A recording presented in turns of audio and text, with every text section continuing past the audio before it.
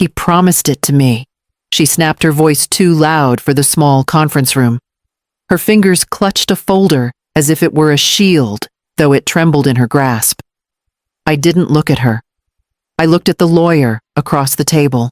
Go ahead, I said quietly. Play it. Yvonne shifted in her chair. I could feel the weight of her stare, sharp and impatient, as if she couldn't believe I had the gall to be sitting there at all. 10 years, 10 full years since she vanished from our lives. She hadn't called, hadn't visited, hadn't even returned Darian's things.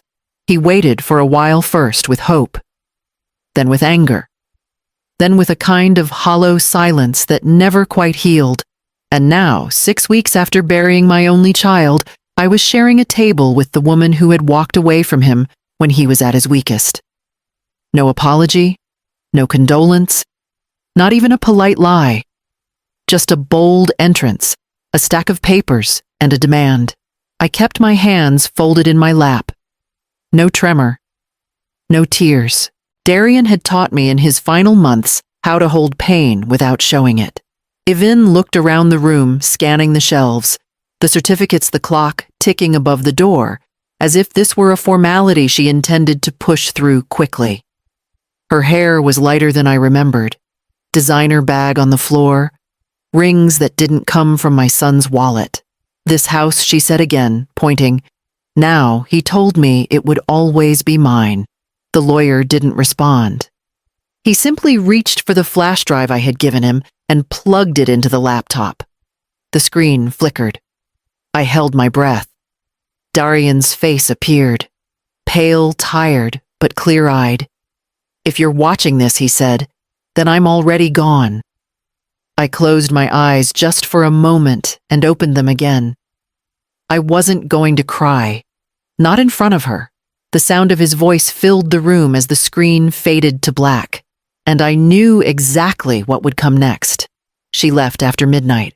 No note, no goodbye, just the sound of tires on gravel and the long beep of the alarm system as the door closed behind her. Darian called me the next morning, his voice tight and hollow. When I got to the house, the front door was still ajar. The bedroom drawers were open. The joint account had been emptied, and her car, the one they shared, was gone. She didn't just leave. She cleaned him out and erased herself in the same breath. Darian wasn't a loud man, not even in heartbreak. He sat on the kitchen floor with his back against the fridge, staring at a bowl of cereal that had gone soggy in front of him. I picked him up that day, not just physically, but piece by piece. I sat with him every evening. I drove him to work when the second car got repossessed. I paid off the bills she left behind. I packed up her things when he couldn't bear to do it. He tried. He really tried to heal. He started jogging again, found a new job, even laughed once in a while, but something in him stayed cracked, like her silence echoed louder than anything else. Years passed, and just when I thought he might be settling into a new rhythm, the fatigue began. Then the weight loss. Then the diagnosis. Stage 4. As if life hadn't already taken enough from him. I stayed with him through all of it, doctor's treatments, the nights he couldn't hold down food. She never called. Never sent a letter. Not even when he was hospitalized the first time. I had her old number saved just in case. I dialed it once from the parking lot. It was disconnected. And now suddenly she was back, lipstick, perfect nails done, speaking with authority about a house she hadn't cleaned, a man she hadn't sat beside in pain, a decade she had chosen to skip. She called it a promise. I called it theft, dressed in memory. The video kept playing. And Darian began to explain. She slid a slim folder across the polished table. A signed letter from Darian, she said smoothly. He wanted me to have the house. He even wrote it down. The lawyer didn't reach for it right away. He looked at her, then at me. I didn't move. She opened the folder herself, laid the single page flat, like it was gold leaf. See, that's his signature. You can match it. I looked down at the page but didn't lean in. It was Darian's handwriting, yes, but it wasn't recent. The date in the top right corner was from 8 years ago. Before the diagnosis, before the decline, before the silence had stretched so far that he'd finally stopped checking his phone. There was no witness signature, no notary stamp, just his name at the bottom in pen that had started to fade. The tone of the note was vague, no mention of specific terms, no legal phrasing, just a casual sentence about wanting her to have the house if anything ever happened. The lawyer finally spoke. This is not a legally binding document. Yvonne leaned back in her chair, crossing her arms. It was his wish. I was still his wife. I could have said a lot to that. Instead, I reached into my handbag and pulled out the small red flash drive. I set it on the table gently, as if it carried more weight than it appeared to. Because it did. He was very clear about what he wanted, I said, keeping my voice steady. Maybe we should let him speak for himself. Yvonne's smile tightened. She didn't reach for the drive. She didn't say another word. The lawyer picked it up, plugged it in, and pressed play. Darian's face returned to the screen thinner now, his cheekbones more defined, but his eyes sharp as ever. If Yvonne is sitting there, he began, it means she came back for the wrong reason. His voice filled the room again. And this time there was no folder, no faded letter, no loophole to hide behind. Darian's voice cut through the stillness like a thread pulled taut. If Yvonne comes back after I'm gone, don't give her anything. He didn't raise his voice. He didn't need to. There was something in the clarity of it that made my breath catch. The video had been recorded in the quiet of my living room just 3 months before he passed. I remembered that day vividly. He insisted on a collared shirt even though it hung loose on his thinning frame. He shaved. He spoke with intention, each word a small act of defiance against what was taking him. I want it on record. He continued that everything I have, my house, my savings, my belongings should go to my mother. She was the one who stayed. She was the one who picked up the pieces when Yvonne walked out. He looked directly at the camera. I don't hate you, Yvonne. I just don't owe you. There was no anger in his face. Just resolve. Just the weight of years folded into a few quiet sentences. The room was silent when the video ended. Yvonne looked like someone had pulled the floor out from under her. She sat back in her chair, one hand gripping the edge of the table. That wasn't legal, she said, her voice breaking slightly. I'm still his. The lawyer didn't let her finish. No, Ms. Vexmore. You're not. His tone was firm, not cruel. Just final. She looked at me then, and for the first time since walking into the office, her expression wasn't one of superiority. It was disbelief. Maybe fear. As if the foundation she'd built her return on was already crumbling beneath her. I didn't gloat. I didn't even smile. I just sat there, the echo of Darian's voice still humming in my ears. He had spoken for himself. Clear, direct, documented. And now the next truth would have to be laid bare. He said it so plainly it didn't register at first. If I die first, Darian murmured, fingers curled around his coffee mug. Don't let her take what you held together for me. I looked up from my chair across the table. His eyes were sunken from treatment, but the steadiness in them hadn't faded. That kind of clarity doesn't come from rage. It comes from being worn down too many times by someone who never looked back. That same week, he called his attorney, had the will amended, updated, notarized, left nothing ambiguous. And then he asked me to help him record the video. He didn't say it out loud, but I knew why he wanted it. He didn't trust a document alone to be enough. He wanted her to hear it from his own mouth if she ever came back. He didn't raise his voice. Darian was never the shouting kind. He believed in precision, in being thorough. So, he drafted the words carefully, practiced them a few times, sat down in the armchair by the window and looked straight into the lens as I pressed record. It wasn't about getting even. He didn't want to hurt her. That surprised me. But then it made sense he had already done all the hurting years ago when she walked out and didn't turn around. This was about something else. Recognition. He wanted the world, at least the small part of it that mattered, to see who stayed. Who helped him rebuild. Who wiped his forehead when the fevers hit. Who helped him walk again when his legs wouldn't cooperate. Who held his hand when the fear crept in at night. And who didn't. He asked me to lock the video away just in case. I did. When the lawyer hit play today and her face started to shift, I felt the weight of it all settle, not like a burden, but like a truth finally returned to its rightful place. And then came the part she wasn't expecting, the part she couldn't outrun with charm or a half-faded letter. She used to be Darian's wife. That part was true. But she hadn't been one, not legally, not emotionally, not in any meaningful sense for a long time. 6 years ago, Darian had finally reached his limit. After years of silence, unanswered calls and mail returned unopened, he filed for divorce. I remember how quiet he was when he told me. Not sad, not bitter, just done.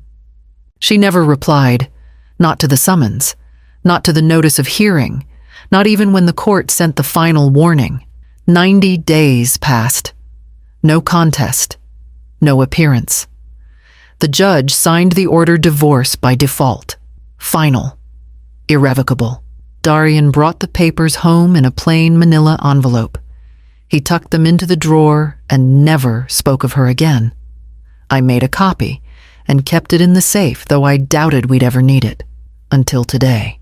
The lawyer opened the folder slowly, methodically, as if the weight of it had already been decided. He laid the certified court order on the table between us. Yvonne stared at the document like it was in a language she couldn't read. This isn't real, she said. I never signed anything. You didn't have to, the lawyer replied calmly. It's legally binding. Entered into record on June 12th, 6 years ago. I watched her carefully. Her face tightened, but the words didn't come. She wasn't the type to sit silently unless she had nothing left to argue. I didn't gloat. I didn't look away either. I just folded my hands in my lap and spoke clearly. You weren't his wife when he died. You were a stranger with old paperwork. She blinked rapidly. Her mouth opened slightly, but whatever she meant to say fell away in silence. The room felt still, not tense, just settled. Like a balance had been restored. She had come here thinking she still had a role to play. But the stage was gone, the lights dimmed, and her name wasn't on the program anymore.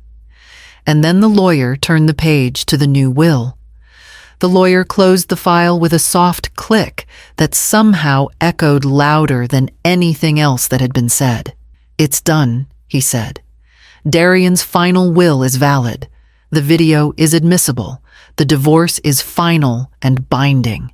Yvonne sat frozen for a moment, her jaw clenched so tight I thought her teeth might crack. Then she looked at him, then at me, then back at the document on the table like it had personally betrayed her. You can't do this, she said, voice rising. He promised me. We had a life. The lawyer didn't respond.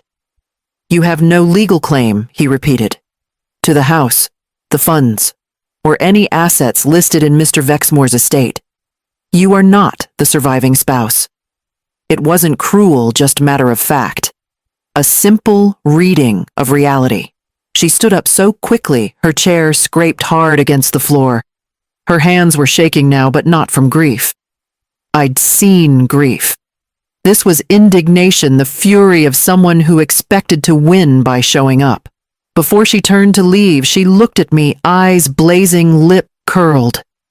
You poisoned him against me, she hissed. I rose slowly, not to intimidate, just to face her, without bending. No, I said. You left. He just stopped pretending you'd come back. She didn't argue. There was nothing left to say. The door opened, then closed. And just like that, she was gone again. Just like the last time. Only this time, the silence she left behind didn't hurt.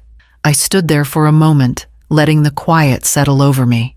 The lawyer began organizing papers again, giving me space without comment.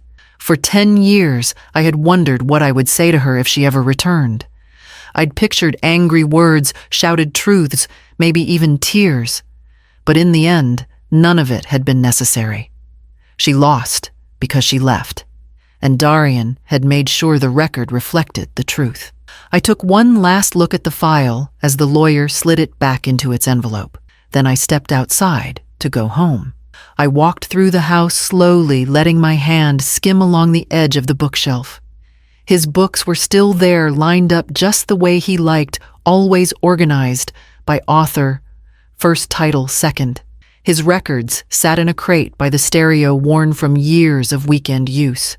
The old recliner, the one with the uneven armrest from where he always leaned his elbow, still faced the window.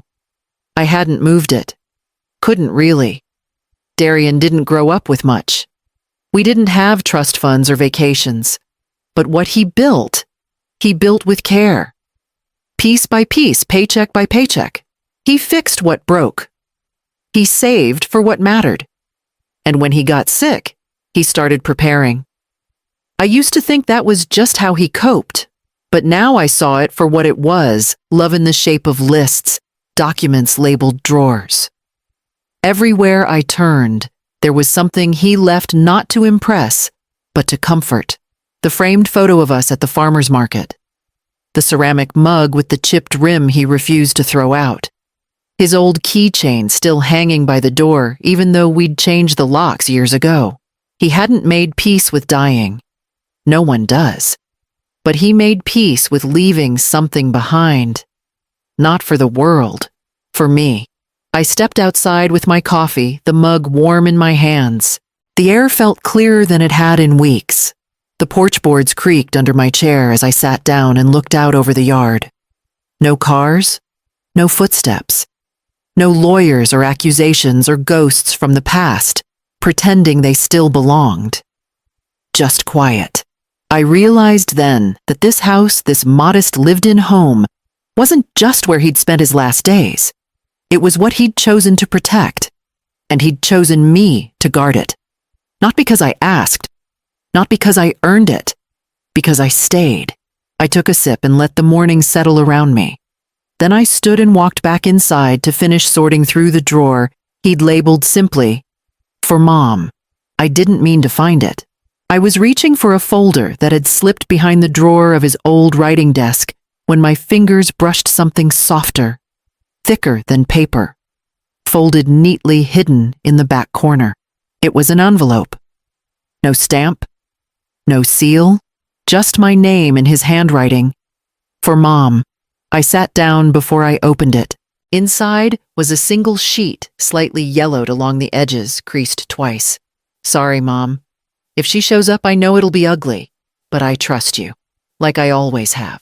Thanks for holding everything together, even when I fell apart. I couldn't say it enough when I was here.